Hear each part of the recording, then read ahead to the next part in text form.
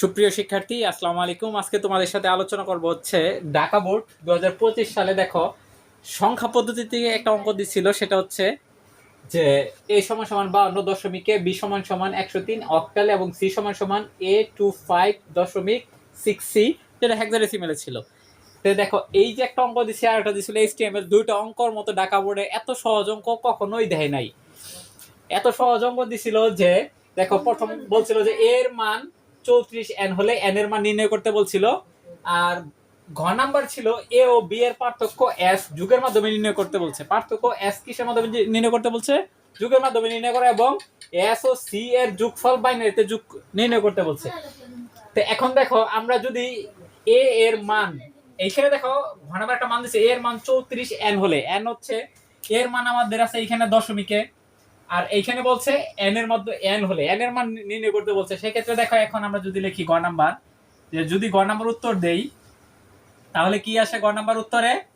যে a সমান সমান দেওয়া আছে, যেটা লিখবা যে দেওয়া আছে, কি দেওয়া আছে আমাদের? দেওয়া আছে যে a সমান সমান কত দেওয়া আছে এখানে দেখো 52, এটা ছিল দশমিকে, আর এইখানে প্রশ্ন মধ্যে দিচ্ছে এর মান 34n হলে, তাহলে আরেকটা এর মান কত দেওয়া আছে আমাদের এখানে? এর মান আরেকটা দেওয়া আছে 34n। এখন আমরা কি করতে বলছে প্রশ্ন মতে? n এর মান বের করব। তাহলে যদি আমরা লিখি যে প্রশ্ন মতে,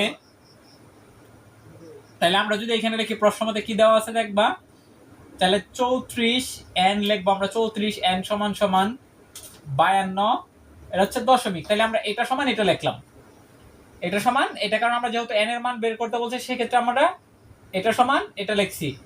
এখন যদি আমরা করি তাহলে কি হয় আমাদের? যে এখন যদি আমি করি, এটা ধরো দশমিকের ক্ষেত্রে আমাদের কি করতে হয়?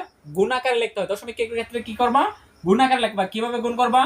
3 ইনটু n, দশমিকের ক্ষেত্রে এভাবে গুণ করবা, যোগ 4 ইনটু হচ্ছে n। আমরা যতবার প্রত্যেকটা সংখ্যা পাবে ততটা এই বেস দিয়ে গুণ করব, যোগ দিয়ে পরে আবার দ্বিতীয় সংখ্যা গুণ করব, আবার বেস দিয়ে যোগ দিয়ে, মানে সব সময় আমরা কি করব? বেস দিয়ে গুণ করব। সেক্ষেত্রে এখন হচ্ছে এটা সমান কি আছে আমাদের? 52।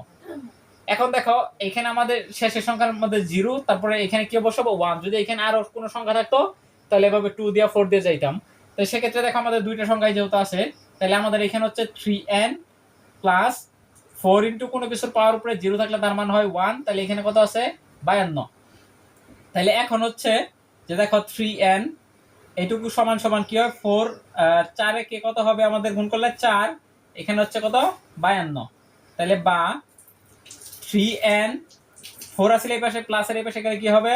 মাইনাসের, তাহলে 4। তাহলে আমাদের কত হইলো এখানে? যে 3n সমান সমান কত হচ্ছে আমাদের? 48, তাই না? 3n সমান সমান 48 হয়। তাহলে বা, তাহলে n সমান সমান উপরে হচ্ছে 48, নিচে হচ্ছে কত? 3। তাহলে কাটলে কত পাইলাম? 16। তাহলে হচ্ছে n সমান সমান কত পাইলাম আমরা এখানে? 16। এটা হচ্ছে আনসার। তাহলে n এর মান আমরা কত পাইছি? 16। আশা করছি ঘ নাম্বার উত্তরটা সবাই বুঝতে পারছো যে কিভাবে করতে হয়। এর চাইতে সহজ অঙ্ক ঢাকা বোর্ডে গত বছর 2025-এ মানে যতগুলো বোর্ডে পরীক্ষা হয়েছে তার চাইতে সবচেয়ে বেশি সহজ অঙ্ক দিছে এই ঢাকা বোর্ডের ভিতরে।